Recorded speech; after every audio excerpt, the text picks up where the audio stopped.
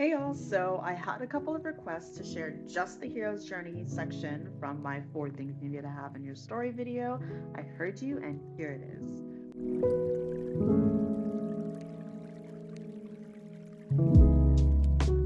I have here the hero's journey on a whiteboard on Canva because that's where I do all my whiteboarding. And let's go ahead and fill it in and see how we can turn the idea of watching paint dry into an actual story. If you're not familiar with the hero's journey, what you need to know is that you have a series of events that guides the protagonist through the story from their normal everyday world into a new situation that they have to work their way until they come back a changed person and come into their new normal. So let's go through this. Starting with the ordinary world. This is your opening, how your character is starting at the beginning. So we'll say, young chemical engineer is working on a project and discovers he's created the formula for a quick drying paint. This is his starting point. The call to adventure is the inciting incident. It's the thing that's going to shake up the protagonist's ordinary world and kind of start guiding them towards their new path, their new adventure. We have the chemist has an opportunity to submit their work for consideration in a prestigious academic competition. Meanwhile, a large construction company shows interest in purchasing the rights to own his paint formula. The refusal of the call is when your character is scared to actually pursue something, even if, especially if it's their true heart's desire, because they're convinced that their ordinary world is the natural state that they should be in, and they are hesitant for change, even if it could be a positive change for them. In the refusal of the call, I put that due to his own self-doubt in the significance of his work, the chemist decides not to pursue the academic prize, and instead he begins talk with the construction company to sell his formula. Now, if the character's whole goal in the first place was to sell his work and make a lot of money, then first of all, this would be a very short story. But that's not really what this is about. This is about a person who values his academic achievements, obviously, but is doubting himself and the quality and the significance of his work. So even though he seems to be moving forward on a path, he's actually refusing the call, refusing his true path, if you will, which is to submit his work for consideration in the academic competition. Then, at this point, the character will meet a mentor. Now, a lot of times people will think of the mentor as an old, wizened, gray-haired, bearded man, the Obi-Wan to Luke Skywalker. But really, the mentor is anybody who can provide guidance to really push the protagonist into taking that leap. If they didn't get this information or this lesson or these skills from the mentor, they'd probably not succeed. And spending time with the mentor is going to change them as a person and allow them to actually be able to succeed on their own endeavors. The chemist goes out to lunch with a colleague and tells them about what has been happening surrounding the discovery. The colleague encourages the chemist and convinces them that they should take the opportunity to advance their career.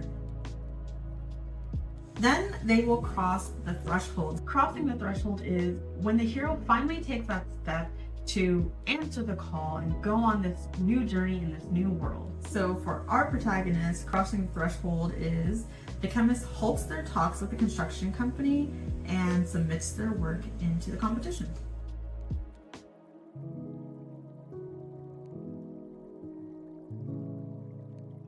Next is where we really get some conflict. We had some inner conflict before, but now we are going to have some of that external conflict. We're going to have some folks that are trying to stop our protagonists from reaching their goal. Before I mentioned a rival scientist, we also have the construction company who wanted the rights to own this formula.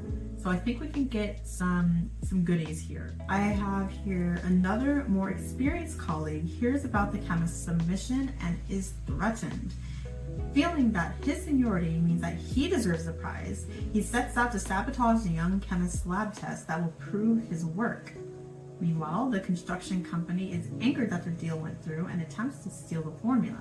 The chemist and his friendly colleague team up to thwart the attempts at sabotage. As I was writing this, I was thinking that in this academic contest, there would be trials and lab tests to basically prove the validity of someone's work. Maybe there'd be like 1 or 2 trials in front of a panel that would be opportunities for sabotage. So maybe before one demonstration, the construction company manages to steal the formula. Remember, there's that corner that is kind of a blind spot where he could have been keeping his work. Maybe in another lab test, the point is to watch the paint dry, so maybe the colleague that is opposing this chemist pulls the fire alarm and the sprinklers come down and wet up the experiment, and obviously you can't see paint dry if the whole area is wet. The innermost cave is where the characters are doubling down and really seeking their goal. So this is where they kind of come up with their final plan of how they're going to achieve their goal. It's where they kind of really realize the stakes that are at play here, and it's where they decide if they're going to really go for their goal. So here we have in our innermost cave, the young chemist perfects their final presentation for the panel of judges. When the jealous colleague called into question the young chemist's ability to submit their work despite having limited experience, he bets his career on the quality of his work. The ordeal is kind of a series of unfortunate events. It's getting at the heart of the external, internal, and philosophical conflict. Many things are coming up against each other. So for our ordeal, we have, after many delays, the chemist is finally able to demonstrate their work in front of the judging panel. But when he is giving his demonstration, the paint doesn't seem to be drying any faster than normal. The construction company steals his formula and claims it as their own, putting the chemist even further into doubt and making it appear as if he didn't create his work himself. So again, a series of unfortunate events. There's all these things that are delaying his demonstration, pushing it back, sabotage is happening, and then kind of towards the end of this ordeal, everything is starting to fall apart. The reward in a story is a milestone where the hero is gaining that last little bit of something that's really going to help them win the final battle, overcome the climax of the story. So in this case, our reward is, with nothing left to lose, the young chemist uses his newfound confidence in his own scientific abilities and his new backbone to officially accuse the senior colleague of sabotage and the construction company of theft. He demands a chance to test all the materials used in his demonstration in front of the panels and prove his intimate understanding of his work by showing them he can counter the botched experiment. The road back is basically, once the hero has their reward, now the road's going to get a lot harder. The stakes are going to get raised, and it's going to be that all or nothing moment where there's really no choice of turning back now. You're all in, you're in it to win it. The only way through is forward. So for the road back moment, I put: the bitter colleague and the construction company know that if the young chemist continues, he will ruin them all. They team up to take care of him. Ooh, ominous. Huh, that's not good. The reconstruction is basically the climax of the story. It's where the hero fights that big final battle and usually sacrifices something pretty significant in order to achieve that win, or at least to attempt to achieve that win. This is also usually where the themes of the story are resolved, whether it's the internal, the external, or the philosophical conflict. This is kind of where the final demonstration of those themes resolving is. So here in the reconstruction, I have understanding that his life is now on the line, not just his career. The young chemist overcomes his fear of putting himself out there and live streams his demonstration before he is scheduled to be in front of the academic panel. He knows it won't technically count for the competition, But considering he might die anyways, he decides the truth and his academic integrity are worth more. So here we have the internal struggle of him deciding that he's worthy coming into play.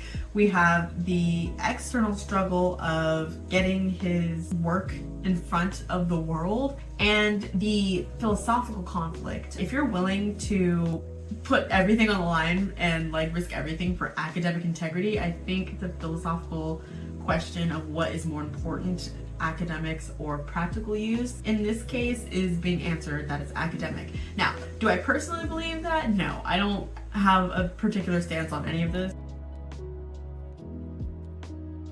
Finally, we have the return with the elixir. This is kind of that full circle moment where the character has overcome all of their battles and they're put in a position to prove how the change that they went through internally and the skills that they learned and the obstacles that they had to overcome have put them in a position where they can now come back into a new normal, a changed person, and usually in a positive story trajectory in a better place. So here I put, for the return with the elixir, the chemist and the construction company are ultimately discredited.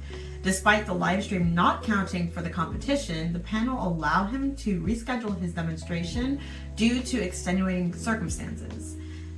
The bitter colleague is fired in disgrace and the young chemist is offered his position. Despite lingering bits of doubt, he ultimately accepts the position. Here's a guy who was so lacking in confidence in himself and his ability to move up in his career, and by the end of the story he now has a senior position in this research institution.